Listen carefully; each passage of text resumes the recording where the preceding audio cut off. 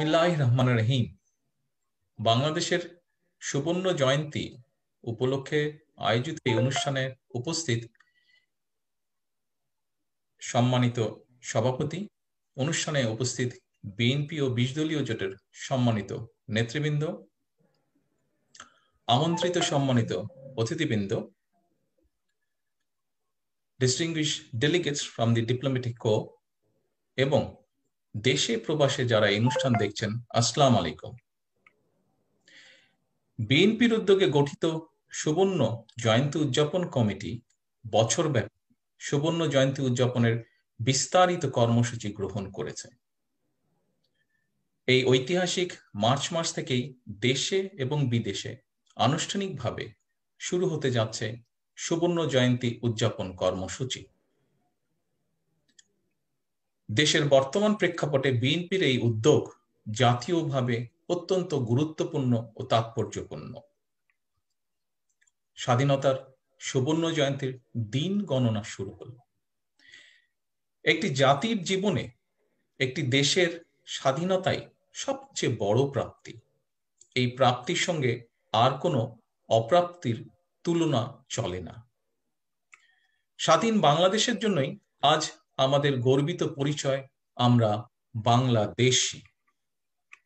তবে বাংলাদেশের সুবর্ণ জয়ন্তীর এই সময়ে জনমনে একটাই জিজ্ঞাসা, লাখো প্রাণের বিনিময় আমরা স্বাধীন মাতৃভূমি পেলেও স্বাধীন দেশের নাগরিকরা কেন আজ নিজ দেশে পরাধীন? স্বাধীন বাংলাদেশ 50 বছরে পা রেখেছে। আমাদের মূল্যায়ন করার সময় এসেছে।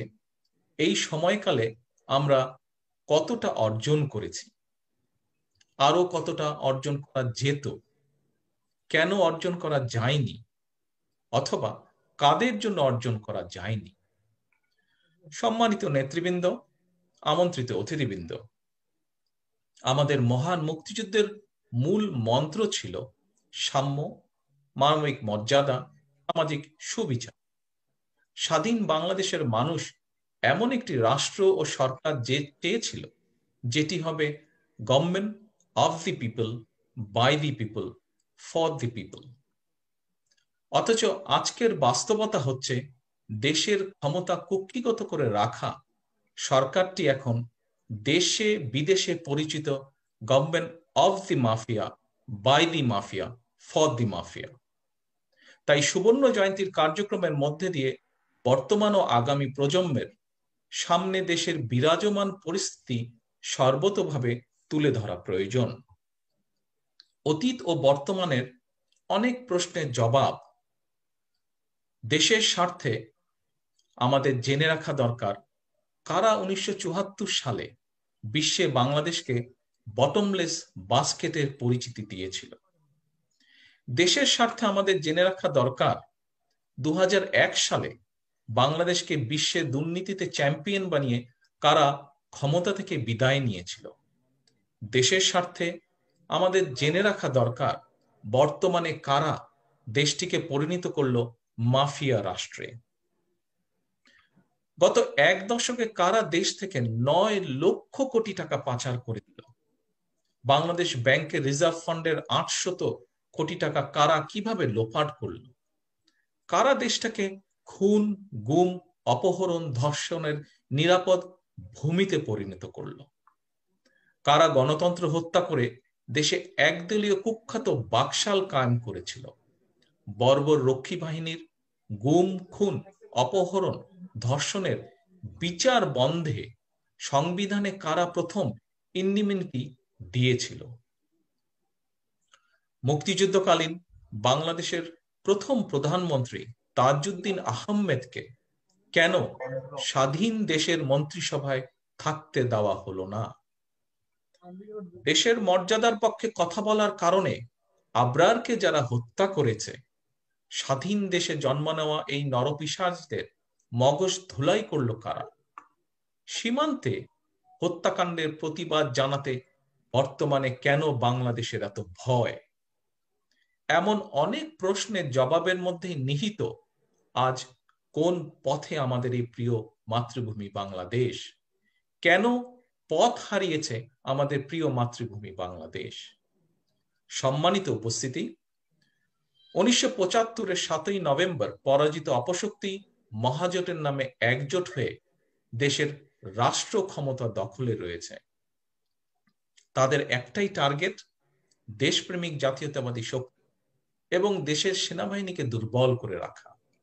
এদেরই সুপরিকল্পিত ষড়যন্ত্রেই 2009 সালের 25 এবং 26শে ফেব্রুয়ারি বিডিআর পিলখানায় ঘটে সেনা হত্যাযজ্ঞ।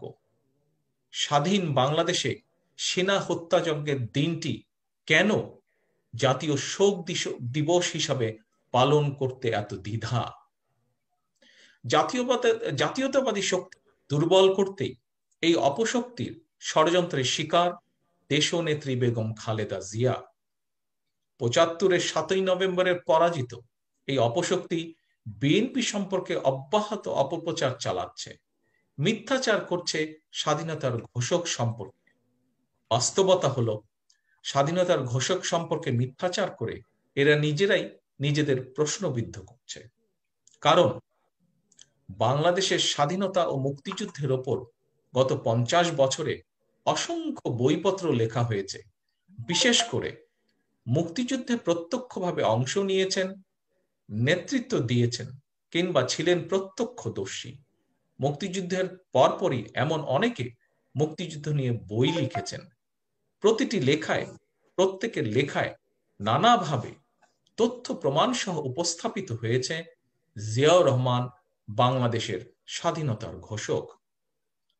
জিয়াউর রহমান একটি স্বাধীন রাষ্ট্রের জন্মের সঙ্গে যে নামটি আষ্টে পৃষ্ঠে জড়ানো, যিনি বাংলাদেশের স্বাধীনতার ঘোষণা দিয়ে নিজেই ইতিহাস সৃষ্টি করেছেন, যিনি স্বাধীনতার মহান ঘোষক হিসাবে জায়গা করে নিয়েছেন জনগণের হৃদয়ে, মানুষের বিশ্বাসে, ভালোবাসায়। জনমনে শহীদ জিয়ার এই গৌরবজনক অবস্থান তার জীবনে সর্বশ্রেষ্ঠ অর্জন। তাই আজ আমাদের বক্তব্য স্পষ্ট, বাংলাদেশের স্বাধীনতা ও মুক্তিযুদ্ধের ইতিহাসে জিয়াউর রহমানের ভূমিকা ও অবদান মীমাংসিত। জনগণের হৃদয় স্বাধীনতার ঘোষকের অবস্থান নির্ধারিত। ফলে এখন কেউ যদি হামলা মামলা কিংবা বন্দুকের ভয় দেখি অথবা রাষ্ট্রীয় ক্ষমতা অপব্যবহার করে নতুন ইতিহাস নির্মাণের পথ রচনা করতে চায়, এই পথটি ভবিষ্যতের ইতিহাসে তাদের জন্যই বিপদ সংকুল হয়ে উঠতে পারে, একটি খারাপ দৃষ্টান্ত হিসাবে উপস্থাপিত হতে পারে। প্রিয় নেতা কর্মী বৃন্দ, স্বাধীনতা ও মুক্তিযুদ্ধের ঐতিহাসিক তথ্যগুলো তুলে ধরার পাশাপাশি স্বাধীনতার 50 বছরে বিএনপির অর্জন কিংবা সাফল্যগুলো নতুন প্রজন্মের সামনে আমাদেরকে তথ্য প্রমাণ সহ উপস্থাপন করা প্রয়োজন। ইতিহাস সাক্ষী, জনগণ সাক্ষী, স্বাধীনতার ঘোষক জিয়াউর রহমান যখন রাষ্ট্র পরিচালনার দায়িত্ব নিয়েছিলেন তখন বিশ্বে বাংলাদেশের পরিচিত ছিল তলাবিহীন ঝুড়ি। সেই দেশটিকে একটি আধুনিক, কার্যকর এবং কল্যাণকর রাষ্ট্র হিসেবে সারা বিশ্বে পরিচিত করিয়েছিলেন শহীদ প্রেসিডেন্ট জিয়াউর রহমান। সেই বাংলাদেশই আবার পরবর্তীতে খালেদা জিয়ার নেতৃত্বে বিশ্বে পরিচিত পেয়েছিলেন এশিয়ার এমার্জিং টাইগার হিসাবে। প্রিয় দেশবাসী, দেশপ্রেমিক জাতীয়তাবাদী শক্তি, প্রিয় নেতা কর্মী সমর্থক ও শুভাকাঙ্ক্ষী বৃন্দ, বাংলাদেশে বিভিন্ন সময় বিভিন্ন মেয়াদে বিএনপি কমপক্ষে 5 বার দেশ পরিচালনা পেয়েছে। অর্থাৎ যতবার জাতীয় নির্বাচনে জনগণ ভোট দেবার সুযোগ পেয়েছে ততবার জনগণ ভোট দিয়ে বিএনপিকেই রাষ্ট্র পরিচালনার দায়িত্ব দিয়েছে। আমি এ প্রসঙ্গে একটি তথ্য উপস্থাপন করতে চাই। দেশের বর্তমানে ভোটার সংখ্যা 11 কোটিরও বেশি। এর মধ্যে গত 1 দশকে যুক্ত হওয়া 2.5 কোটিরও বেশি নতুন ভোটার। অত্যন্ত দুঃখজনক বাস্তবতা হলো, তরুণ প্রজন্মের এই নতুন ভোটাররা গত 1 দশকে একটি বারের জন্য ভোট দিতে পারেননি। ইতিহাস বলছে, রাষ্ট্র ক্ষমতা কুক্ষিগত করে রাখা বর্তমান ক্ষমতাসীন দলটি 1973 অথবা 2014 কিংবা 2018 স্বাধীনতা উত্তর বাংলাদেশ কিংবা বর্তমান, যতবারই তারা রাষ্ট্র ক্ষমতায় ততবারই তারা জনগণের ভোটের অধিকার হরণ করেছে, বাক স্বাধীনতা কেড়ে নিয়েছে। এটাই ইতিহাস, এটাই সত্য। প্রিয় নেতৃবৃন্দ, আমন্ত্রিত সম্মানিত অতিথিবৃন্দ, দেশ পরিচালনায় বিএনপির সাফল্যের তালিকা দীর্ঘ ও যুগান্তকারী হলেও স্বাধীন বাংলাদেশে সাংবিধানিকভাবে কবর দেওয়া গণতন্ত্রকে পুনর্জীবিত করার কার্যকর পদক্ষেপটি ইতিহাসের বিচারে দেশ পরিচালনায় বিএনপির অন্যতম সেরা একটি স্বীকৃত সাফল্য। জিয়া রহমান ছিলেন এমন একজন মুক্তিযোদ্ধা যিনি অস্ত্র হাতে সম্মুখে সমরে যুদ্ধ করেছেন, যুদ্ধের ময়দানে অসংখ্য শত্রুকে পরাজিত করেছেন, আবার কাছ থেকে সচক্ষে দেশ রক্ষার স্বাধীনতার জন্য অসংখ্য মুক্তিযোদ্ধার আত্মত্যাগ দেখেছেন। সেই বাস্তবতায় মুক্তিযোদ্ধা জিয়া রহমান স্বাধীন বাংলাদেশে আওয়ামী লীগ কিংবা যে দলই হোক কারো গণতান্ত্রিক অধিকার কেড়ে নিতে চাননি, কারো রাজনৈতিক অধিকার হরণ করা হোক তা তিনি চাননি। তাই মুক্তিযোদ্ধা জিয়া জনগণকে সঙ্গে নিয়ে যেভাবে দেশ স্বাধীন করেছেন, একইভাবে রাষ্ট্র পরিচালনায় গিয়ে স্বাধীন দেশে মানুষের স্বাধীনতা প্রতিষ্ঠা করেছেন। স্বাধীন বাংলাদেশে নিষিদ্ধ আওয়ামী লীগকে স্বনামে রাজনীতি করার সুযোগ দিয়েছেন। সুতরাং রাষ্ট্র পরিচালনায় মুক্তিযুদ্ধই বিএনপির প্রেরণা ও বিশ্বাস। স্বাধীনতার গৌরবকে আরো দীপ্তমান করতে শহীদ জিয়া প্রবর্তন করেছিলেন স্বাধীনতা পদক। রাষ্ট্র ও সমাজে মুক্তিযুদ্ধের গৌরব ছড়িয়ে দিতে, মুক্তিযোদ্ধাদের কল্যাণ নিশ্চিত করতে খালেদা জিয়া প্রতিষ্ঠিত করেছিলেন মুক্তিযুদ্ধ বিষয়ক মন্ত্রণালয়। বাস্তবতা হলো শহীদ জিয়া মুক্তিযুদ্ধ, বিএনপি এবং গণতন্ত্র সমর্থক। শহীদ জিয়ার আদর্শ ধারণ করে বিএনপি সবসময় গণতন্ত্রের পক্ষে, মানুষের স্বাধীনতার পক্ষে। প্রিয় নেতৃবৃন্দ, সম্মানিত অতিথিবৃন্দ, আমার বক্তব্য আর দীর্ঘায়িত করব না। এই দেশের বীর মুক্তিযোদ্ধারা 50 বছর আগে মুক্তিযুদ্ধ করে বাংলাদেশ স্বাধীন করেছিলেন। লাখো শহীদের রক্তের বিনিময়ে অর্জিত সেই দেশটির সার্বভৌমত্ব এখন ভুলণ্ঠিত, এখন হুমকির মুখে। তাই আমাদের এবারের যুদ্ধ স্বাধীনতা রক্ষার যুদ্ধ, আমাদের এবারের যুদ্ধ মানুষের স্বাধীনতা প্রতিষ্ঠার যুদ্ধ। এই যুদ্ধে আমাদের অঙ্গীকার, দেশ বাঁচাও, মানুষ বাঁচাও।